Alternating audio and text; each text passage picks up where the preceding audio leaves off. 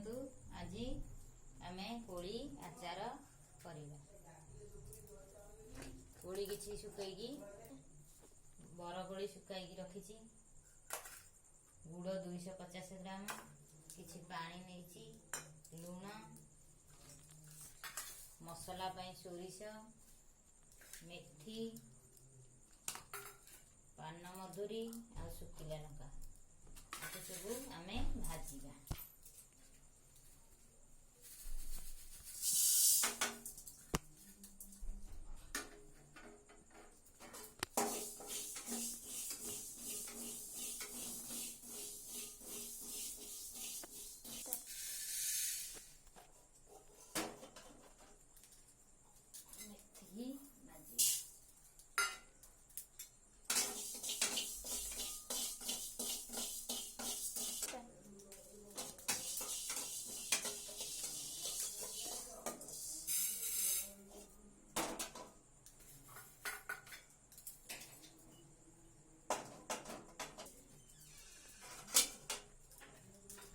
ପାନ ମଧୁରୀ ପକେଇବା।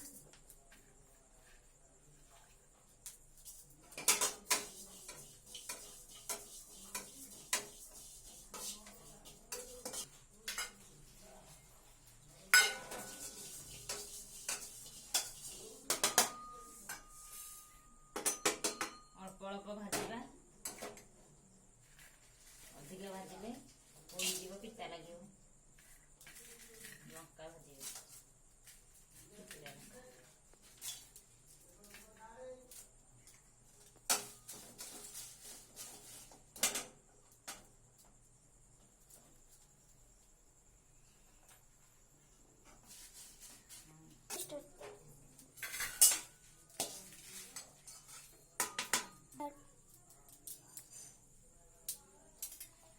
ଦୁଇଶହ 50 ଗ୍ରାମ ଗୁଡ଼ ନେଇଛି, ଆମେ ତାକୁ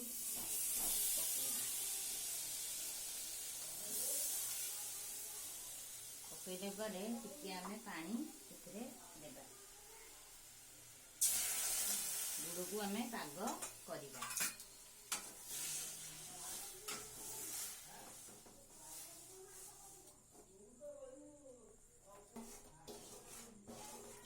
ଗୁଡ଼ ଆମେ ଦେଖିବା ପାଗ ଆମର ଠିକ ହେଲାଣି କି ନାହିଁ, ଟିକେ ପାଣିରେ ପକେଇବା।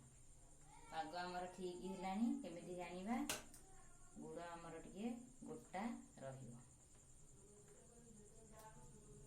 ପାଣିରେ ପକେଇଲେ ଆମେ କୋଳିକି, ବର କୋଳିକି ଆମେ ପକେଇବା।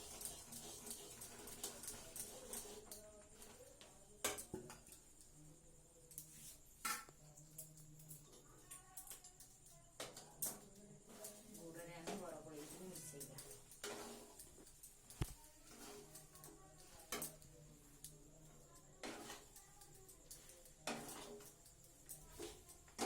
କୋଳିକି ଆମେ ମିଶାଇଲେ ଆମେ ମସଲା ରଖିଥିବା ଗୁଣ୍ଡ ମସଲା ପକେଇବା।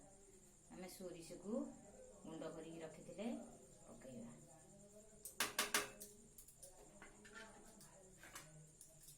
ସୋରିଷ ପକାଇ ଟିକେ ମିଶେଇ ଦେବା। ପାନ ମଧୁରୀ ପକେଇବା।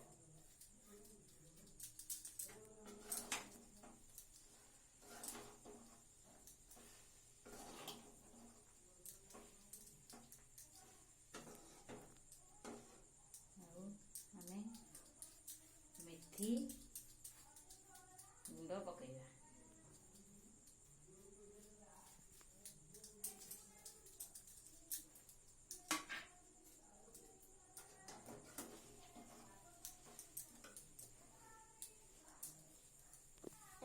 ଲଙ୍କା ଆମେ ଖଦଡ଼ ଗୁଣ୍ଡ କରିକି ରଖିଥିଲେ, ତାକୁ ଆମେ କୋଳିରେ ପକେଇବା।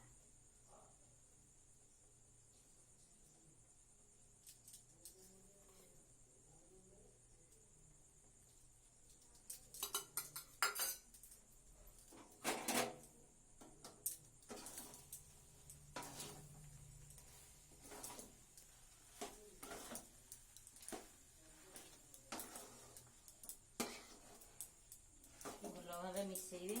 ମିଶେଇଲା ପରେ ଲୁଣ କିଛି ପକେଇବା।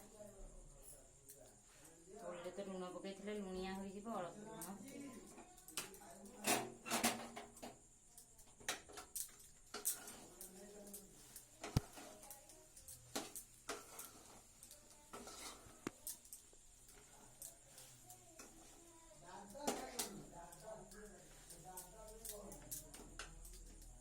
ଖଟା ଏବେ ଆମେ ତଳକୁ ଓହ୍ଲେଇଦେବା। ଆଚାର ଆମେ ଗୋଟିଏ ଡବାରେ ରଖିବା।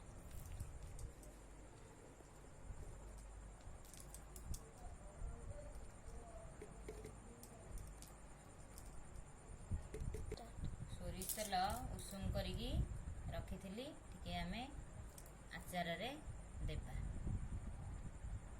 ଆଚାରରେ ଟିକେ ସୋରିଷ ତେଲ ଦେଲେ ଆମ ଆଚାରଟା ଟିକେ ନରମ ହେବ। ଦେଖିଲେ ତ ମୋର କୋଳି ଆଚାର ହେଇଗଲା। ଆପଣମାନେ ଏଇ ପ୍ରୋସେସରେ ଘରେ କରିବେ। ରହୁଛି, ନମସ୍କାର।